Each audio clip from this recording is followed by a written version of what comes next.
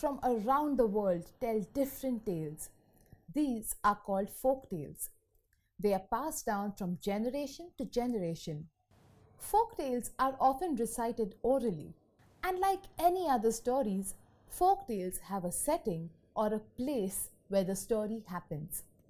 Sometimes the setting is a magical kingdom where kind and good kings and queens live. Sometimes there are kind animals that talk or have magical powers.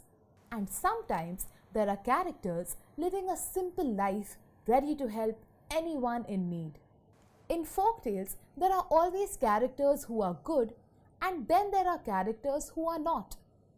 These characters pick fights, are unkind, and bring about a problem in the story.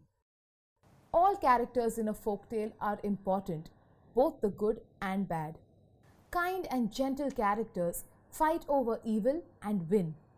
Life lessons and morals are then learned through the characters about forgiveness, kindness, and the importance of being good. Most often, folktales end on a happy note, no matter how many fights or problems there are. Once, a brave king lived in a magical kingdom, and in a neighboring kingdom lived a greedy prince.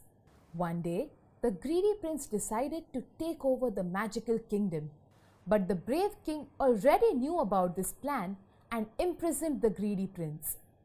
After being captured by the king, the greedy prince soon realized his mistake and asked for forgiveness. The brave king forgave him and asked him to never return ever again. Folktales could have different settings, like a magical kingdom far, far away, or a forest where animals and birds speak, or even a humble village with kind people. Folktales have characters too. They can be ordinary or extraordinary people, animals with magical powers, or even gods and goddesses. In this tale, the characters are the brave king and the greedy prince. All folktales have a problem that needs to be solved. In this folktale, the problem is between the brave king and his rival, the greedy prince. This gives us an understanding of what is good and what is evil. Thus, folktales revolve around how good always wins over evil. The ending of a folktale is always a delight. It's when good wins over evil and the problem is solved. At this time, folktales reveal a moral to explain why good wins.